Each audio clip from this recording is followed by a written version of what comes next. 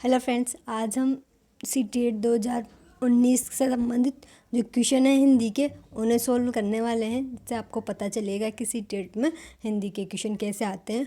ये जो पैराग्राफ के क्वेश्चन हैं वो 2 पैराग्राफ पूछे जाते हैं, जिससे कि आपको पता भी होगा। तो पैराग्राफ के क्वेश्चन मैं सोल्व नहीं करवा रही हूँ क्योंकि इसमें पैराग्राफ होता है। यहाँ पेडालॉजी से संबंधित क्वेश्चन है 15, जिन्हें अपन सोल्व करेंगे अभी।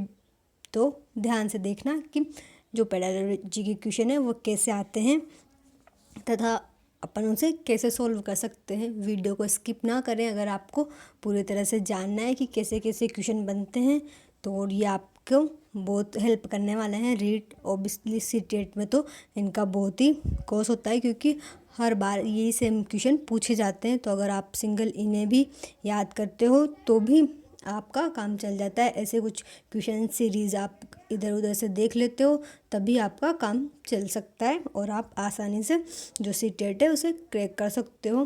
तो शुरू करते हैं। जो पहला क्वेश्चन रहेगा वो है बहुभाषिकता हमारी, फिर रिक्त स्थान है, खाली स्थान भी है और हमारी सभ्यता व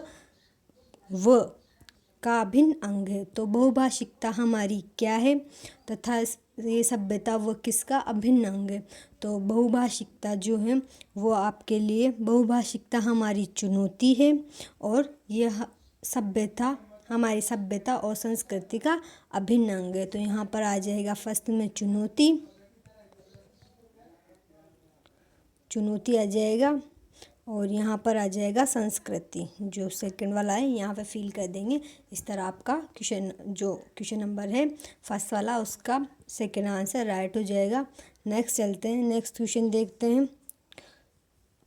क्वेश्चन दूसरा है आपका जो पेडालॉजी संबंधित है। 15 क्वेश्चन पेडालॉजी संबंधित पूछे जाते हैं तथा जो 15 होते हैं वो पैराग्राफ दिए जाते हैं 2, उनसे संबंधित क्वेश्चन पूछे जाते हैं, जिसमें आपके ग्रामर के क्वेश्चन होते हैं वो।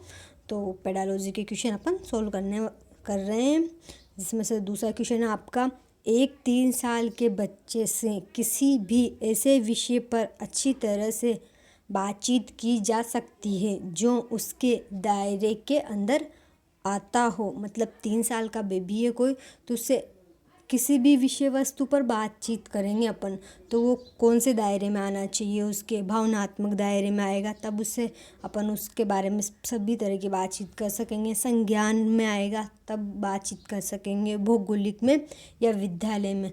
तो जैसा कि आपको पता होगा, किसी भी व्यक्ति का जो संज्ञान होता है, जो उसकी समझ होती है, जो उसकी नॉलेज होती है, उसके दायरे में अपने को पता है कि इसकी समझ इतनी है और अपन उससे संबंधित उससे अगर कोई भी बातचीत करते हैं तो उसका वो आंसर दे सकता है और उसके साथ संबंधित जो कन्वर्सेशन है वो अपने साथ कर सकता है। तो संज्ञान उसके दायरे के अंदर आता हो, वही बात अपन 3 साल के बेबी से कर सकते हैं। तो इसका जो रहेगा ऑप्शन नंबर 2 राइट रहेगा। इसी तरह के जो प्रश्न हैं वो पेडालॉजी में पूछे जाते हैं। पेडालॉजी हर सब्जेक्ट की सेम होती है, बस थोड़ा बहुत ही 20-30 का अंतर होता है फ्रेंड्स। तो आप ध्यान से देखना इसे, प्लीज़ स्किप मत किया कीजिए। वीडियो को स्किप करने से बहुत सी चीज़ें ऐसी होती है जो छूट जाती है और छोटी छोटी चीज़ें ही होती है जो हमें कुछ बड़ा करने के लिए बनाती हैं। तो तीसरा क्वेश्चन देखते हैं। विश्व की सभी भाषाएं थोड़े से फेरबदल से एक ही लिपि में लिखी जा सकती हैं। लिपि जो होती है वो लिखने का तरीका होता है। जैसे हिंदी की लिपि देवनागरी है, वैसे तो हिंदी संस्कृत की लिपि देवनागरी है। तो विश्व की सभी भाषाएं जो हैं, भाषा कोई सी भी हो, वो हर लिपि में लिखी जा सकती है, बस थोड़े से फेरबदल की बात होती है। जैसे कि अपन मैसेज टाइप करते हुए जो इंग्लिश में हिंदी को लिखते हैं, तो वही है लिपि कि अपन इंग्लिश में लिख रहे हैं, वो उसकी लिपि अलग है और वह हिंदी के शब्द और समझ भी रहा है।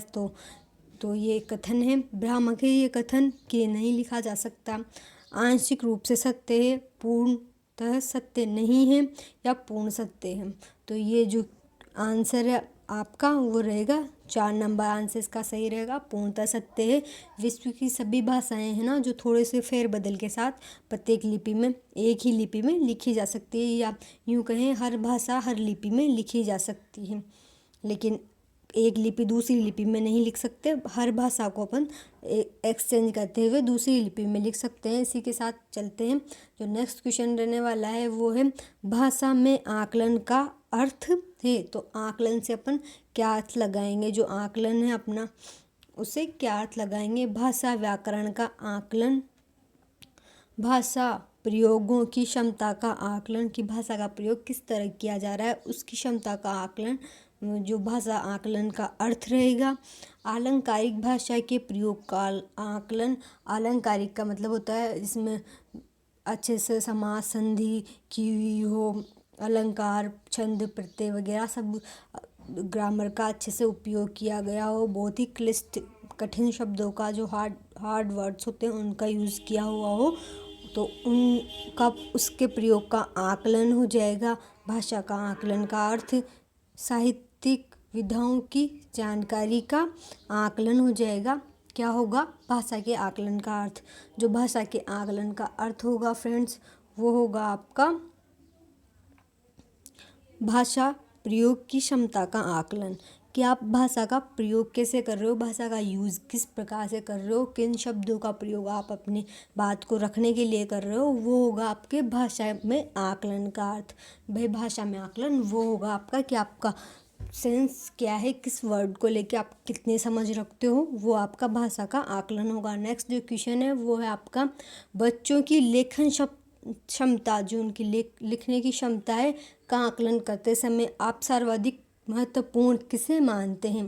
तो सबसे ज़्यादा जो इम्पोर्टेंट है लिखने के समय, बच्चे जब कोई लिख रहा है बच्चा, तो सबसे ज़्यादा इम्पोर्टेंट क्या चीज़ होगी इन चारों में से वो देखनी है। व्याकरणिक ज्ञान, किसे व्याकरण का ज्ञान होना चाहिए, लिखने के लिए व्याकरण का ज्ञान होना चाहिए। अपनी राय बताइए। शुद्ध वर्तनी का अर्थ है जो उसके द्वारा लेटर्स लिखे जा रहे हैं, जो शब्द वर्ण जो लिखे जा रहे हैं वो शुद्ध हो, उनकी ग्रामर के हिसाब से वो सही होनी चाहिए। या विचार तत्व से यहाँ पर ये भाषा के तत्व होते हैं, भाषा के कौशल होते हैं। विचार तत्व वो है जो अपन ने सोचा वही लिखा, तो विचार तत्व में आता है ये। तथा सुंदर लेख, तो लिखने में सबसे ज़्यादा इम्पोर्टेंट जो रहने वाला है फ्रेंड्स वो होता है विचार तत्व, कि बच्चा जैसा सोच रहा है अगर वो वही लिख रहा है तो ये सबसे ज़्यादा अच्छा है, उसे सब लिखने की समझ है। और ये सबसे ज़्यादा महत्वपूर्ण होता है कि अपन जो सोच रहे हैं वही लिख रहे हैं, तो वो वर्तनी शुद्ध होगी। वहाँ पर अपने लेखन क्षमता का आकलन करते समय सर्वाधिक महत्वपूर्ण यही चीज़ मानी जाएगी। नेक्स्ट चलते हैं, नेक्स्ट क्वेश्चन रहने वाला है, बहुत ही अच्छी क्वेश्चन है फ्रेंड्स। अगर इन क्वेश्चंस को भी आप पढ़ लेते हो एक बार, तो अगर आप नेक्स्ट दिन देने वाले हो एग्ज़ाम तो भी एक दो क्वेश्चन तो इनमें से हो जाएंगे आपके क्लियर, क्योंकि हमेशा सेम वही बस लैंग्वेज हार्ड होती है सीटेट के क्वेश्चंस की, और क्वेश्चन लंबे चौड़े होते हैं तो उन्हें ज़्यादा टाइम लगता है समझने में। बाकी वही हेर फेर करके लैंग्वेज को हेर फेर करके वही क्वेश्चन डाल दिए जाते हैं। तो अगर आप इन्हें ध्यान से समझने की कोशिश करें तो ये आपकी क्वेश्चन कवर हो सकते हैं। नेक्स्ट चलते हैं, अपन देखते हैं क्वेश्चन अगला। बच्चे अपने जन्मजात भाषा अर्जन क्षमता के सहारे, जो उनकी बच्चों में कोई भी बच्चा है, कोई भी इंसान है, कोई भी जब वो पैदा होता है तब से जन्मजात होती है भाषा अर्जन की क्षमता। जो भाषा का अर्जन है वो इंसान जन्मजात भाषा अर्जन की क्षमता इंसान में होती है। क्षमता के सहारे परिवेश में मौजूद भाषा अर्जित करते हैं, जैसा कि यहाँ पर लिखा भी गया है कि भाषा अर्जित करते हैं वो जन्मजात जो उनकी क्षमता होती है उसके सहारे वो भाषा सीखते हैं। जिस भी वातावरण में रहेंगे, जिस भी परिवेश में रहेंगे, उससे संबंधित बच्चा लैंग्वेज अपने आप सीखता चला जाता है, क्योंकि ये भाषा अर्जन जो अनुकरण है उसके माध्यम से होता है, जिज्ञासा के माध्यम से होता है भाषा का ज्ञान, तो वो सीखता चला जाता है। यह कथन किसे महत्व नहीं देता, ध्यान रखें, नहीं का रीट और सीटेट केवीएस वगैरह सब में सेम फंडा होता है। यहाँ पर नहीं पे आपको ज़्यादा फोकस करना है, मार्क कर देना होता है कि नहीं है पूछा जा रहा है। तो भाषा अनुकरण को, समृद्ध भाषा परिवार को, भाषाई नियमों में परिवर्तन को, भाषाई नियमों में विस्तार को, तो जो जन्मजात अर्जन क्षमता के सहारे परिवेश में मौजूद भाषा अर्जित करते हैं, ये कथन किसे महत्व नहीं देता है।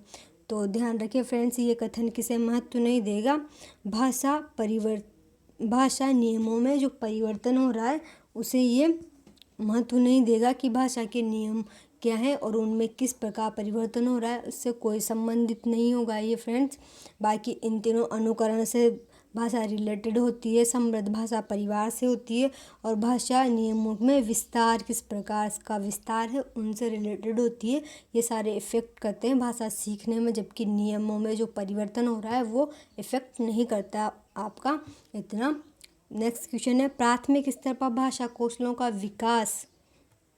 प्राथमिक स्तर की बात की जा रही है, तो प्राथमिक स्तर पर प्राइमरी लेवल पर भाषा जो कौशल है, लिखना, पढ़ना, सुनना, बोलना, ये जो वो कौशल होते हैं 4 आपके LSRW जिन्हें कहते हैं अपन शॉर्ट में इंग्लिश में LSRW। तो listening, speaking, reading and writing हो जाता है आपका। तो सबसे पहले लिसनिंग सुनना सीखता है बच्चा, फिर स्पीकिंग, फिर बोलना सीखता है, फिर रीडिंग पढ़ना सीखता है, एंड राइटिंग एंड में सीखता है। मारिया मोंटेसरी ने इन दोनों में चेंजेस कर दिया है, पहले वो राइटिंग सिखाती हैं बच्चों को, फिर रीडिंग सिखाती है, तो ये कॉमन बात रह जाएगी। खैर अपन यहाँ भाषा कौशलों की बात नहीं कर रहे हैं। तो देखते हैं, ये प्राइमरी लेवल पर भाषा कौशलों का विकास होता है। साधन है, साध्य, संभव नहीं है या कठिन है। तो जो प्राइमरी लेवल पर है ना भाषा कौशलों का विकास साधन होता है। जो भी भाषा कौशल हैं वो एक साधन के रूप में धीरे धीरे आगे बढ़ते हैं, और फिर साध्य जो अपनी भाषा की पूर्ण दक्षताओं को प्राप्त करते हैं वो। तो इस तरह इसका ऑप्शन नंबर ए सही रहेगा आपका।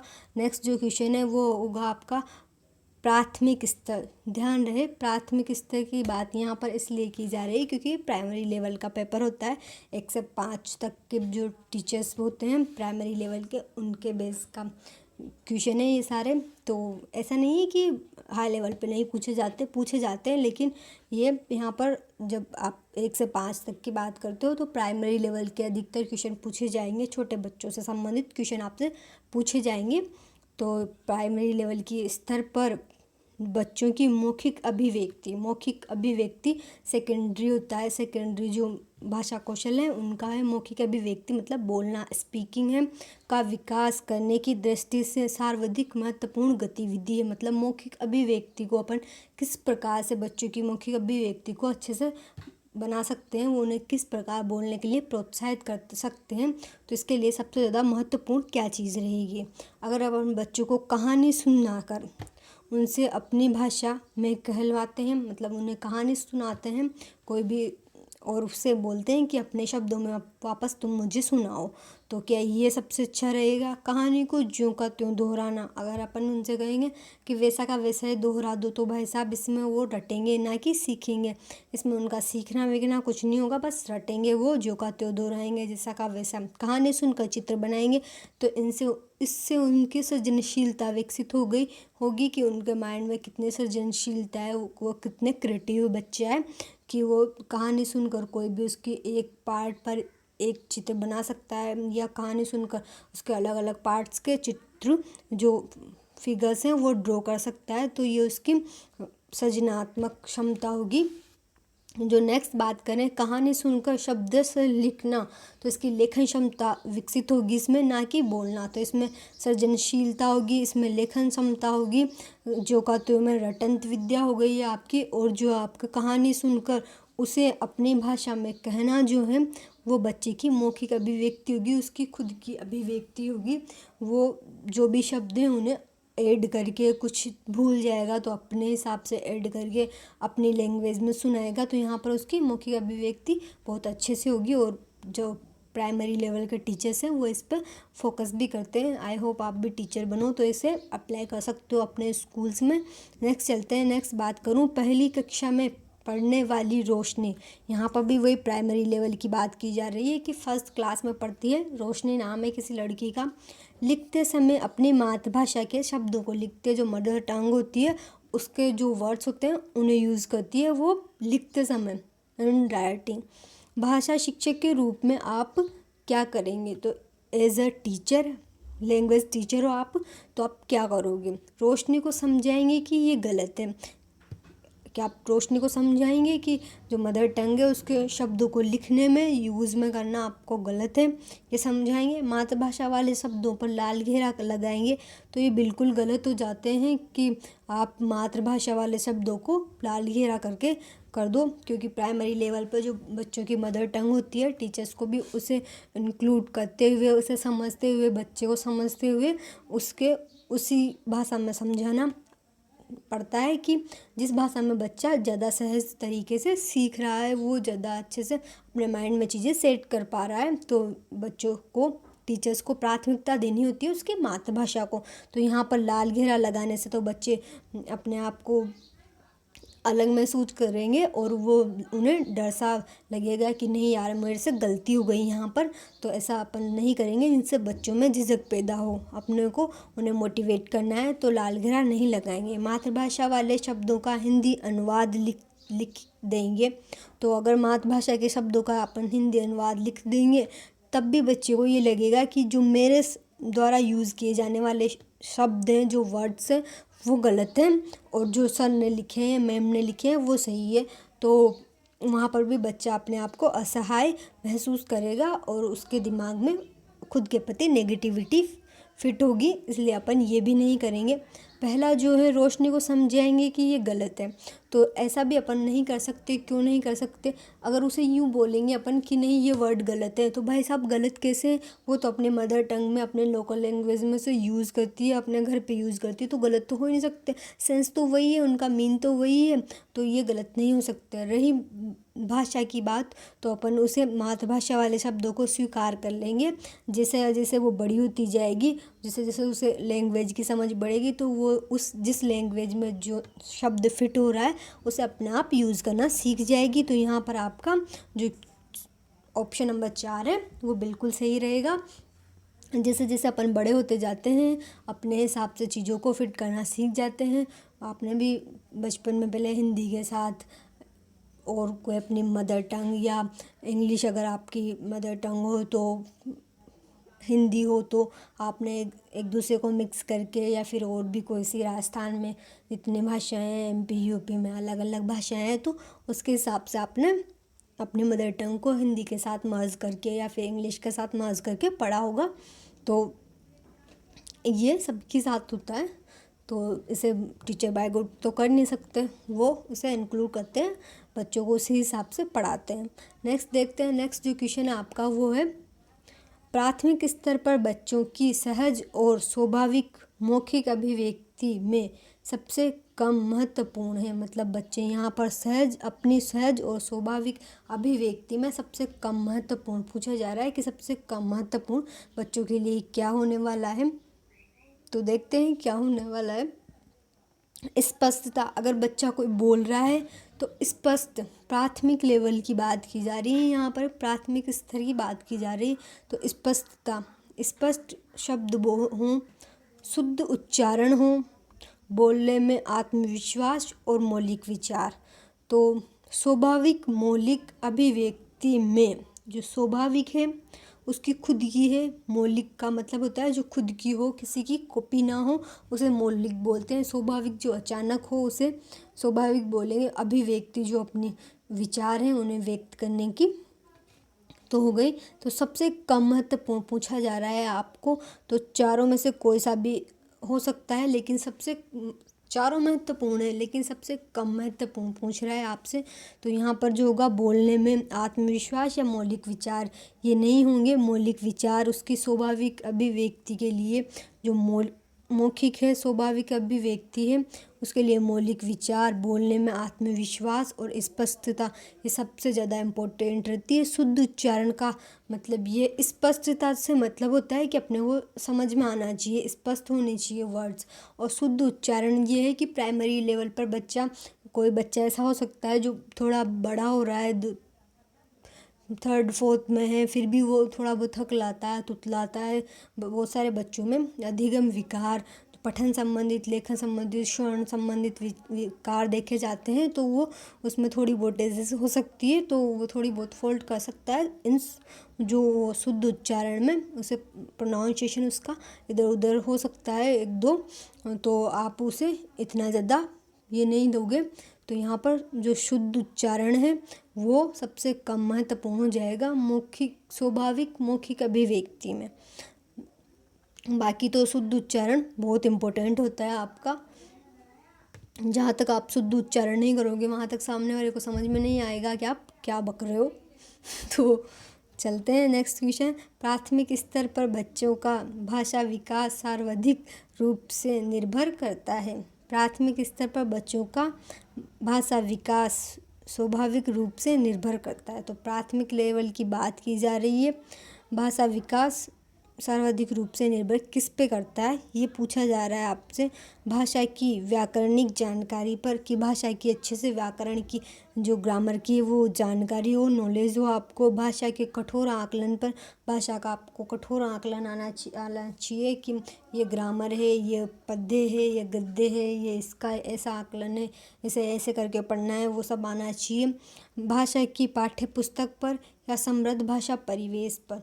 तो भाषा का विकास सर्वाधिक निर्भर करता है समृद्ध भाषिक परिवेश पर। अगर समृद्ध भाषिक परिवेश होगा, अगर बच्चे के फैमिली में, पड़ोस में, उसके जो परिवेश है, उसका समाज है, उसमें अगर शुद्ध शब्दों का और सब कुछ अच्छे से बोला जा रहा होगा तो वो भी वैसे ही शब्द ग्रहण करेगा जैसा घर पे उसकी मम्मी पापा का व्यवहार होगा, जैसी लैंग्वेज उनकी होगी, जैसी उनकी मदर टंग या ऑफिशियल लैंग्वेज जैसी भी होगी उनकी, वो उसे ही ग्रहण करेगा और उसे ही वो आगे बढ़ाएगा। तो समृद्ध भाषा परिवेश पर ये सबसे ज़्यादा निर्भर करता है फ्रेंड्स। नेक्स्ट देखते हैं। नेक्स्ट क्वेश्चन है डेज वाले बच्चों को मुख्यतः लिखने में कठिनाई का सामना करना पड़ता है।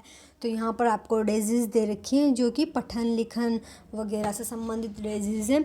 ये सारी आपके अधिगम के विकार हैं। इनके बारे में भी आप चाहो तो वीडियो बना देते हैं तो आपको अच्छे से समझ में आ जाएगा कि कौन सी में क्या होता है। फिलहाल अपन यहाँ देख रहे हैं लिखने में कठिनाई का आना में कौन सा होगा।